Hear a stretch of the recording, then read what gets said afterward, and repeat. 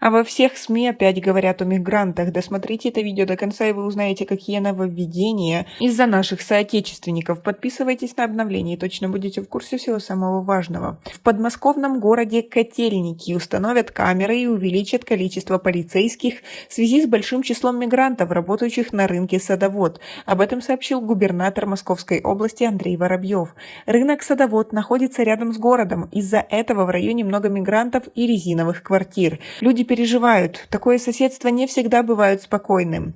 Этот вопрос мы проработаем, установим камеры и увеличим количество полицейских там, где это необходимо, написал Воробьев в своем телеграм-канале.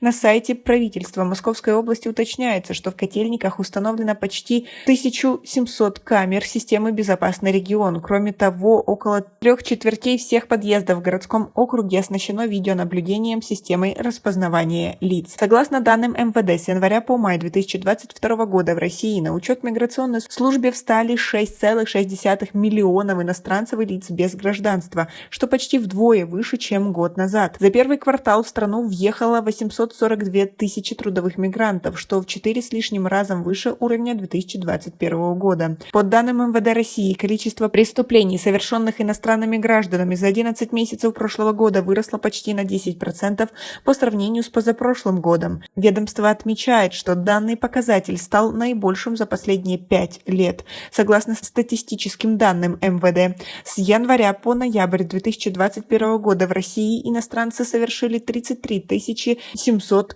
преступлений, в 2020 году 31 700, что свидетельствует о том, что в прошлом году их совершено наибольшее количество. В октябре глава МВД России Владимир Колокольцев заявил, что 80% прироста доли преступлений связаны со сферой незаконного оборота наркотиков. Как вы относитесь к такой ситуации? И как вы думаете, почему так боятся наших сограждан? А в Калининграде сотрудники полиции возбудили 2 уголовных дела в отношении 33-летнего гражданина Таджикистана за побои сына. Об этом сообщается на официальном сайте Управления МВД России по Калининградской области. В частности, возбуждено уголовное дело по статье 156 Уголовного кодекса Российской Федерации «Неисполнение обязанностей по воспитанию несовершеннолетнего». Также мужчина стал фигурантом уголовного дела по части 2 статьи 115 Уголовного кодекса Российской Федерации «Умышленное причинение легкого вреда здоровью, совершенное с применением оружия или предметов, используемых в качестве оружия». Было установлено, что подозреваемый причинил физическую боль своему ребенку, кинув в него пультом от телевизора в лицо, после чего нанес ему около 20 ударов шнуром по спине, а также нагрел столовую ложку на плите и приложил к его руке. Мальчик 2010 года рождения, чтобы избежать очередного наказания, выпрыгнул из окна 2-го этажа. В настоящее время он находится в лечебном учреждении, говорится в сообщении.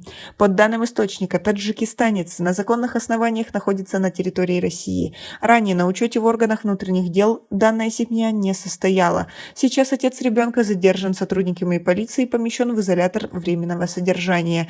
Между тем, органами Следственного комитета России по Калининградской области инициирован вопрос перед надзирающим прокурором о передаче в свое производство материалов уголовного дела, возбужденного органами внутренних дел. Отмечается, что это решение было принято в связи со значительным общественным резонансом, а также учитывая тот факт, что затронуты интересы несовершеннолетнего. Как вы думаете, почему количество преступлений увеличилось? У нас пока на этом все. Оцените наше видео подпиской и лайком. До скорой встречи.